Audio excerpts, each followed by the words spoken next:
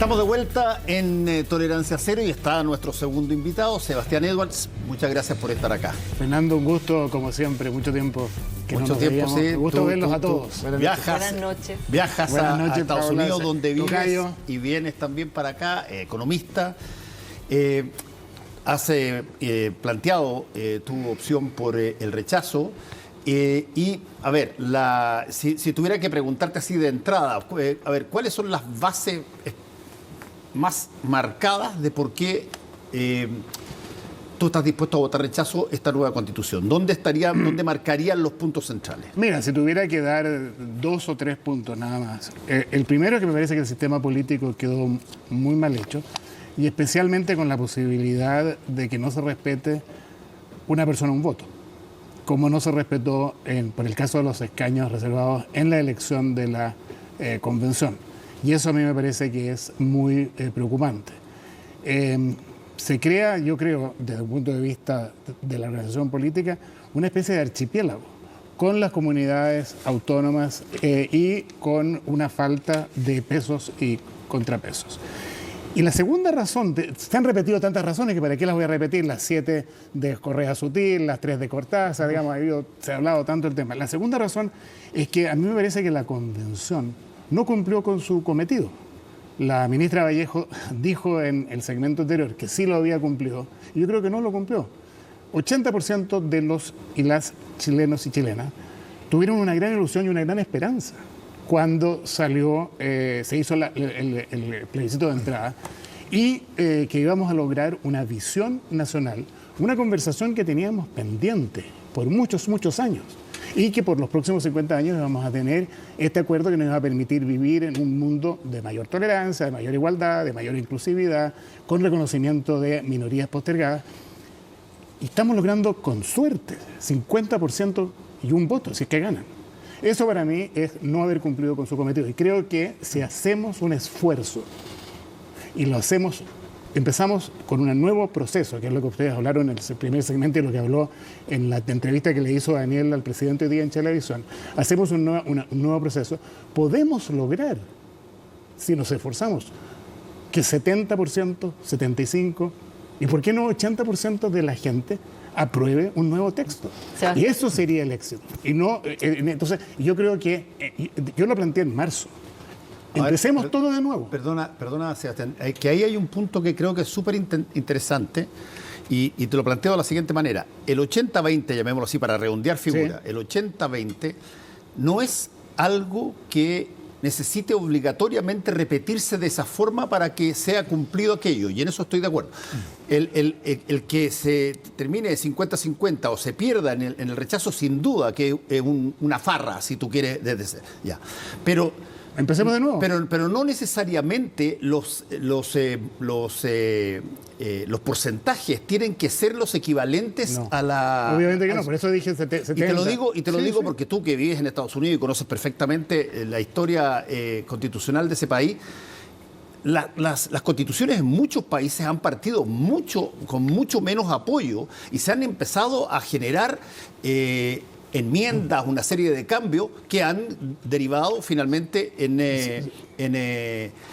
lo que hoy día se convierten. O sea, raya para la suma, perdona, y termino y te doy la palabra a tiro, raya para la suma, no es necesariamente el porcentaje de entrada el que vale, es el porcentaje una vez que empieza a materializarse la convención o la constitución después de que ganó. Pero Fernando, tú estarías de acuerdo conmigo, supongo, que sería preferible que la Constitución se aprobara por 70%. No, y por el 100% claro. Estaría contando. Entonces que la probabilidad más alta del apruebo sea 50 más 1 o 3 personas.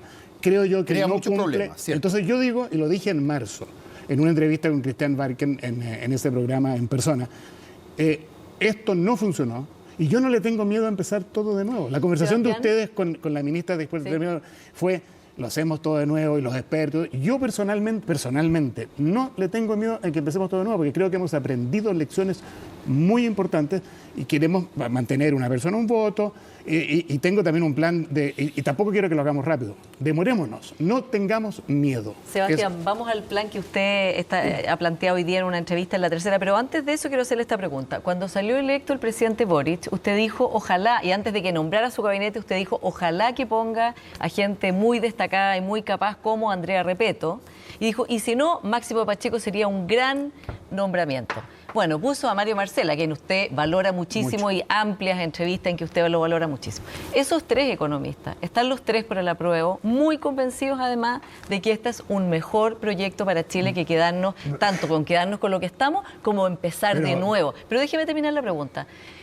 ¿Qué pasa? ¿Ellos están equivocados? ¿Dejaron de ser tan inteligentes? ¿Qué evaluación, qué hay sobre la mesa que usted ve que ellos no ven siendo gente que usted considera idónea?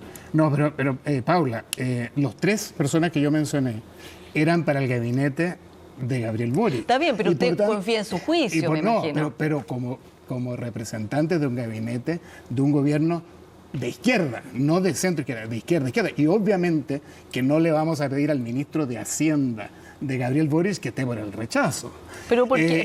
¿Usted cree que Mario Marcel o la Andrea Repetto no dirían su convicción? Ellos tienen una posición de mucho más izquierda, y por esto que yo los propuse como candidatos, pero si vemos hoy día, Rodrigo Valdés se mencionó por el rechazo, y de los 8 ex ministros de Hacienda de la Concertación, hay solo 2 que están por el apruebo, que son Mario Marcel, que es el incumbente, que obviamente decir, no, como que no vale, y Nicolás Ezeguirre. Por tanto, Alejandro Fox, Rodrigo Ya, Valdés. pero contésteme la pregunta. ¿Están equivocadas Andrea Repetto, Mario Marcel, Máximo Pacheco? Sí, ellos están subestimando el efecto negativo que tendría un apruebo sobre la economía y sobre el sistema político. ¿Cómo es posible que no lo estimen de una manera en que usted considere un rango adecuado?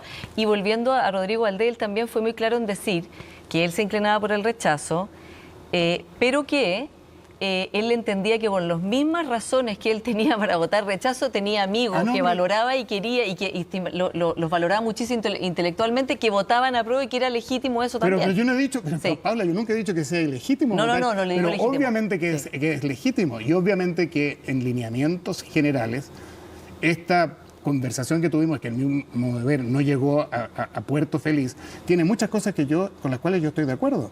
Por ejemplo, que las mujeres tengan control sobre su cuerpo. Y hay una serie de razones, pero yo creo que sumando y restando y haciendo la comparación entre costos y beneficios, el apruebo nos va a meter en un experimento del cual es difícil salir. Y es un experimento, en mi opinión, que va a ser muy costoso y que tiene falencias en el sistema político que son serias.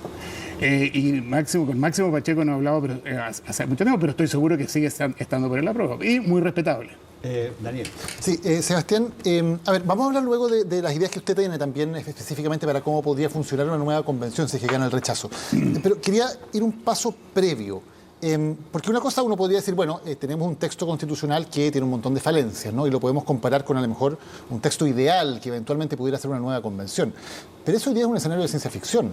No sabemos si gana el rechazo qué va a pasar.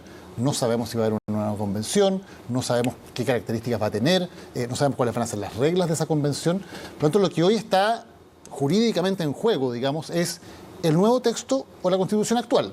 Puede que haya cambios después. Pero entre esas dos opciones que son las que hoy están en la papeleta, ¿a usted le sigue pareciendo que es tan malo el nuevo proyecto que es mejor mantener la Constitución actual?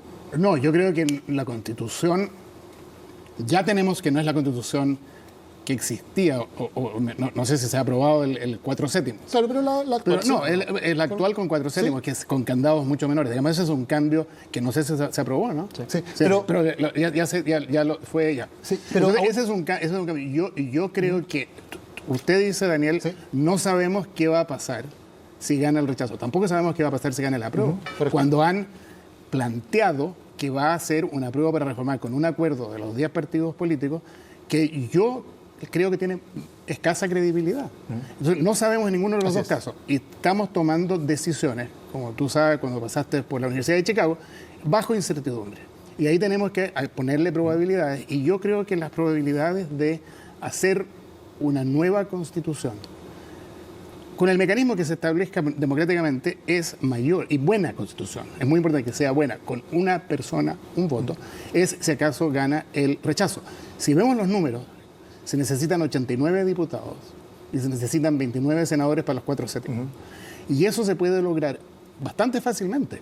Evópolis, que vamos a preguntarle quizás al tocayo acá qué es lo que dicen los de Evópolis, más uno de Renovación Nacional, y no, la UDI no se necesita, el Partido Republicano no se necesita, sí el Partido de la Gente. Es decir, los 4 séptimos, no es difícil hacerlo ahora. En cambio, yo creo que una política de parches, donde el acuerdo es muy general, muy poco específico, especialmente en la parte del consentimiento, de los pueblos indígenas, en la parte del... Sí. Usted dice, no es difícil lograr los 4 séptimos, pero más allá de los votos que se puedan perquinear acá o allá, la derecha vuelve a tener el candado, digamos. Es decir, la derecha se niega a hacer un nuevo proceso constituyente o pone ciertas reglas, como ejemplo, que fuera un comité de expertos o que no fuera una convención. Ellos, si actúan unidos, es su decisión finalmente. La derecha queda con la pelota en su campo si es que gana el rechazo. ¿Usted confía en ellos?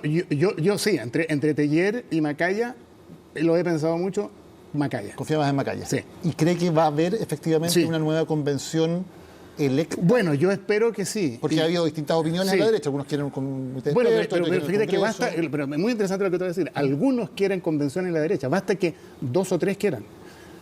Partido de la Gente, Evópolis y un Renovación Nacional, 4 séptimos en el Senado.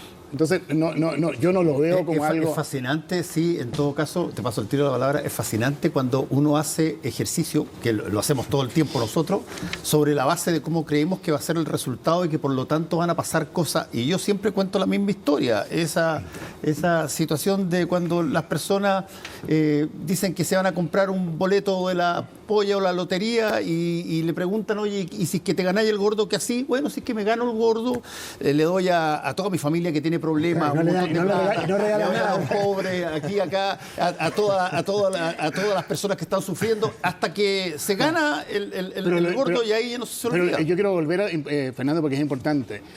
Daniel dijo, no sabemos si gana el rechazo, no sabemos en ninguno de los 2 casos. Se ha propuesto los 2 casos, que es claro. Por eso apruebo para reformar o rechazo para reformar. Pero es interesante, ninguno de los 2 lo que dice casos, Fernando, porque en el fondo el que gane el plebiscito se va a ganar el gordo, digamos, que es muy distinto a lo que puede decir una vez que ya en verdad...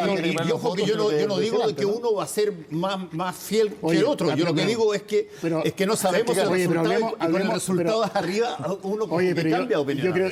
Yo que vengo llegando, yo acabo de llegar esta mañana de donde yo vivo, que es en California. Un poco sorprendente es cómo la discusión en Chile es como un carrusel y se da vueltas y vueltas y vueltas.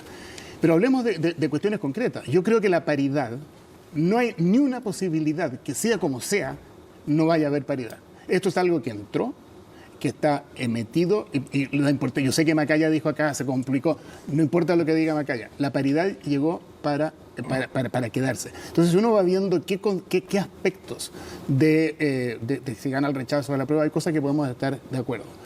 Y yo te digo, no tengamos miedo con respecto a hacer una nueva convención. Hagámosla así. Eso fue lo que yo planteé al principio, pero con estas cosas que te decía hace un minuto. Paula. No, yo quería preguntarle por qué exactamente le cree a la derecha que va a cumplir ahora cuando usted mismo escribió sobre su habitual actitud suicida, escribió una vez. Dijo, eso fue para la elección de convenciones, dijo, la derecha de nuevo cayó en su habitual actitud suicida. ¿Por qué ahora no va a ser esa misma actitud?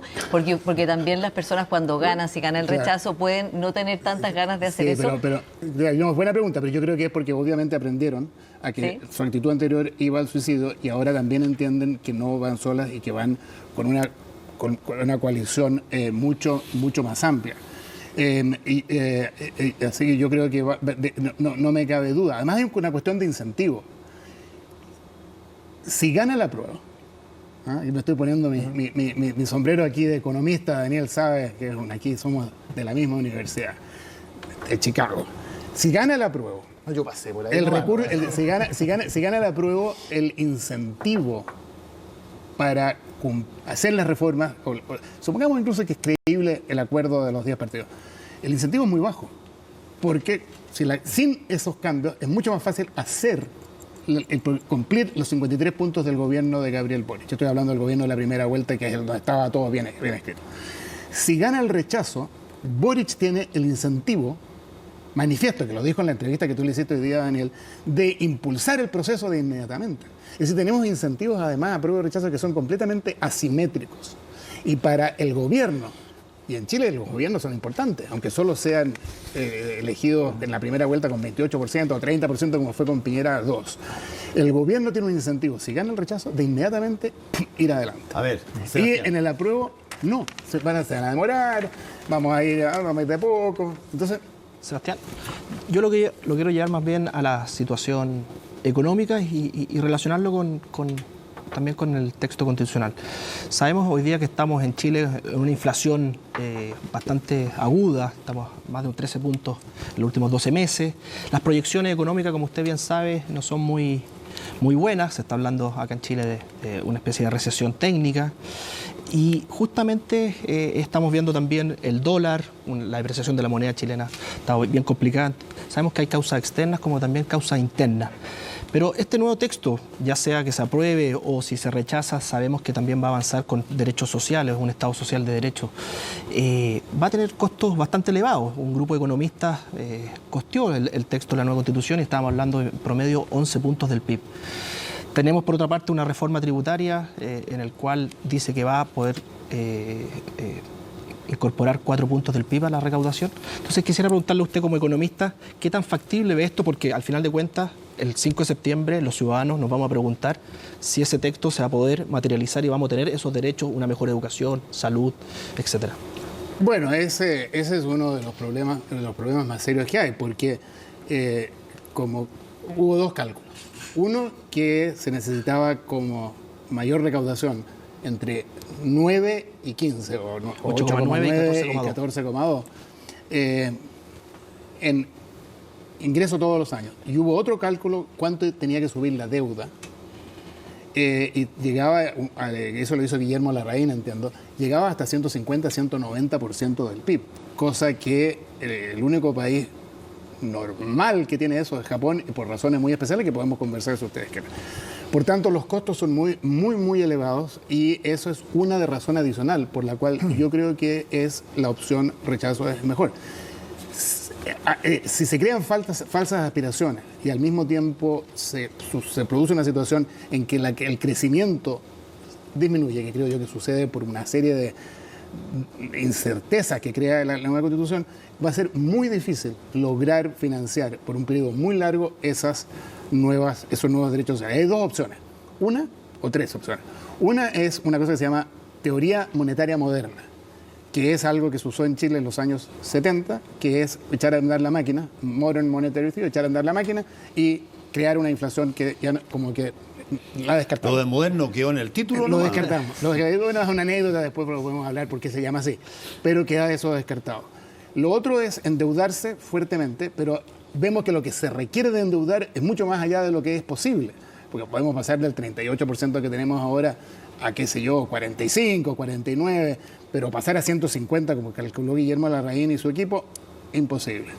Y la tercera es que se frustren estos derechos sociales y que se produzca un desencantamiento, que se desencante la gente con el tema de la Constitución y que pasen a ser como en Venezuela. Y no estoy diciendo que vamos a ser como Venezuela, pero Venezuela y todos nuestros países latinoamericanos, solo derechos de papel y que no son cumplidos. Y ese desencanto es muy malo para la política y para la convivencia futura. Y ese es un problema que yo creo que hay que evitar. Sebastián, leyendo su entrevista hoy día, usted propone un camino bien distinto de lo que está arriba de la mesa hoy día, que es que poner como transicionalmente la constitución de la presidenta Bachelet y luego llamar a una nueva convención en que además fuera una parte de personas electas y otra parte por una tómbola. Quiero entender por qué usted cree que en el momento en que estamos, hablando además de toda esta incertidumbre económica y todo, prolongar la incertidumbre al menos 3 años o 2 años y medio puede ser un buen remedio versus arreglar algo que ya está avanzado por lo menos. Y después quiero preguntarle si usted no cree que sería algo realmente muy extraño tener en 3 años 3 constituciones. O sea, si eso realmente es lo que necesitamos hoy día en términos de... Tendríamos la actual, la de la presidenta Bachelet y la nueva. Bueno, vamos por parte. Primero, no me quiero arrogar mucha creatividad. El tema de tener una constitución interina es lo que se hizo en Sudáfrica, muy exitosamente. Se hizo una constitución interina y se dieron 2 años para pasar del sistema del apartheid al sistema con una democracia inclusiva. Y decretaron o aprobaron unas reglas constitucionales interinas. Por tanto, esa idea de... porque yo sí creo que está muerta la Constitución actual, ¿ya? Y que eso, mientras menos tiempo esté vigente, porque por ahí algunos se pueden encariñar con quedarse con la Constitución actual, ¿no? Entonces, bueno, de hecho, el republicano no quiere, bueno, pero no quiere cambiarla. no hablemos de republicanos, no son relevantes en la suma. Bueno, pero sí, bueno, obviamente que no los voy a ningunear, tienen, no sé, 14 miembros del Congreso, pero cuando sumamos 4/7 o 2/3, no se necesita esa cola. Por lo tanto, yo creo que para que nadie se encariñe, vamos a tener esta constitución que está muerta, la reemplazamos ahora por la de Bachelet, que es un puente. En el artículo 1 dice Chile es un Estado democrático social de derechos.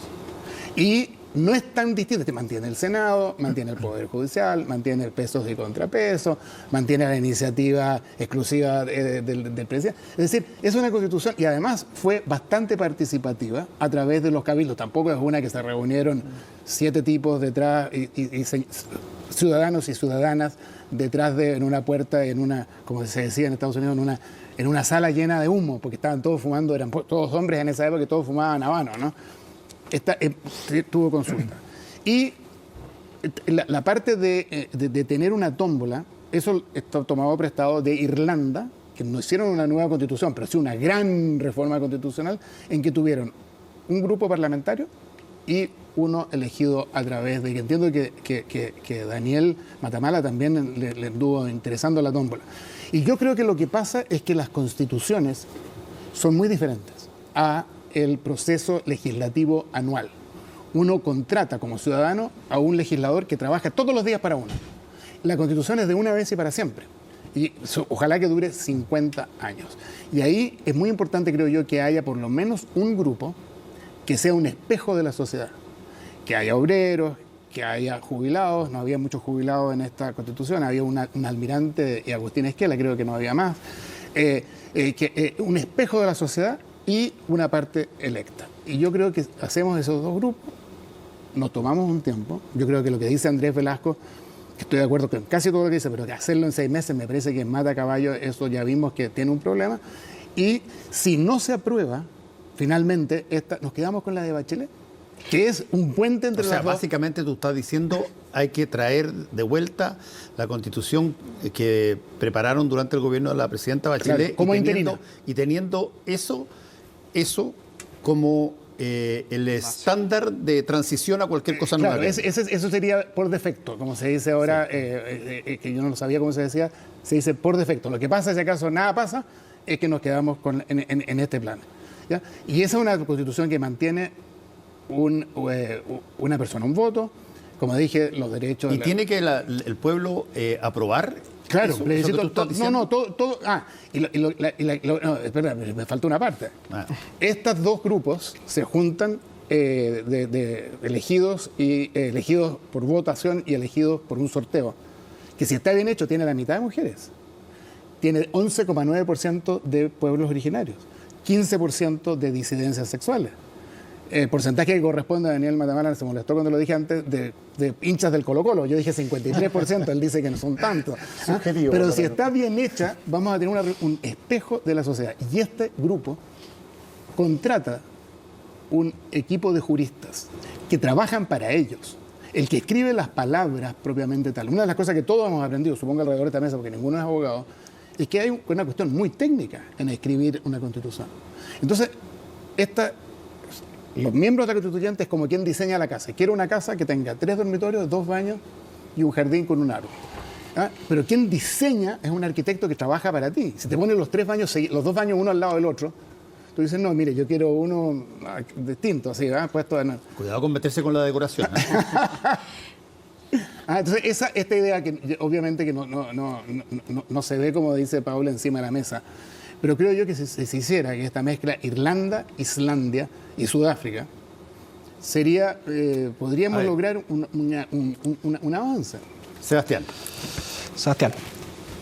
Usted en la entrevista habla del ministro de Hacienda, Mario Marcel, cual tiene una positiva valorización. Pero usted también en una columna anterior, usted había dicho que para poder evaluar la gestión del ministro de Hacienda había que evaluar muy bien las medidas, si es que tenían efectos económicos, las medidas del programa, y la reforma tributaria propiamente tal. Pero también usted dijo en esa misma columna que se iba a encontrar con una realidad, que es el nuevo texto constitucional.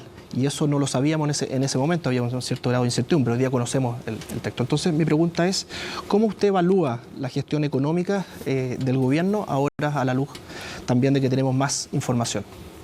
Bueno, yo creo que Mario Marcel es un muy buen profesional, está haciendo un esfuerzo importante y está enfrentando una situación muy complicada, porque en la entrevista que le hizo Daniel al presidente hace un rato en Chilevisión, el presidente nombró 3 o 4 CEOs con los que habló cuando fue a California. Y yo no voy a decir que hablé con esos mismos CEOs, pero yo hablé con un montón de CEOs, porque era el Summit de las Américas, era la cumbre de las Américas. Y lo que le habrán dicho al presidente no es lo que dicen, hablan entre ellos, ni es lo que me dijeron a mí. Y hay una gran... ¿Pero los mismos? No, dije. ¿Eran otros? No voy a decir. Yo hablé, mis conversaciones fueron privadas y no voy a decir con quiénes hablé yo. Pero hay gran preocupación, y es natural que haya preocupación, si les van a subir los impuestos, obviamente que están preocupados. Y hay una situación de esperar. Vamos a esperar y mirar qué va a pasar si acaso invertimos o no invertimos. Ahora, naturalmente, cuando yo le dije a uno de los CEOs, le pregunté, bueno, ¿y van a invertir en Chile o no? Me miró como si yo estuviera loco. Me dijo que nosotros invertimos en la República Democrática del Congo. Este era uno de una compañía minera. Tenemos grandes inversiones en la República Democrática del Congo. ¿Cómo no vamos a invertir en Chile que, pase lo que pase, va a ser más estable? Pero vamos a invertir menos de lo que hubiésemos invertido si acaso no tuviéramos esta incertidumbre. Entonces, el tema no es si va a haber inversión o no, es cuánta inversión hay. Entonces, ¿Y cómo se despeja esa incertidumbre? Mario Marcel está contra esa situación y con un déficit de cuenta corriente muy alto, casi 9% del producto, nacido no de que no tengamos, no es el déficit comercial, no es exportaciones menos importaciones. Estamos importando un poco más por los retiros y qué sé yo, pero es porque la cuenta, lo que se llama la cuenta de ingresos, está, porque están todos los dividendos, están retirando todos los dividendos, todas las compañías, se están sacando dinero fuera del país, y eso es incertidumbre. ¿Cómo se resuelve este problema? Mario Marcel está tratando de hacerlo. Y el presidente en la entrevista con Daniel está tratando de hacerlo, pero yo creo que lo más fácil y la manera más lo vamos a ver, si gana el rechazo, el dólar va a caer, las inversiones van a aumentar, la cuenta corriente el déficit se va a achicar y ahí vamos a ver qué pasa, cuál es el próximo paso. La pregunta es cómo se elimina la incertidumbre. Usted dice, si gana el rechazo va a bajar el dólar. Si gana el rechazo, de todas maneras va a haber incertidumbre. Porque si gana el rechazo, lo único que vamos a saber es que este proyecto de convención, este proyecto de texto no va a ser el que efectivamente se redacte. Pero no sabemos si vamos a tener una nueva convención en un año, en 3 años, como dice usted, en 6 meses, como dice Andrés Velasco. Yo digo que la convención se elige inmediatamente. El 7 de septiembre, si gana el rechazo el 7 de septiembre, a más tardar, el presidente va a presentar un proyecto de reforma constitucional para que siga el proceso. Ya, pero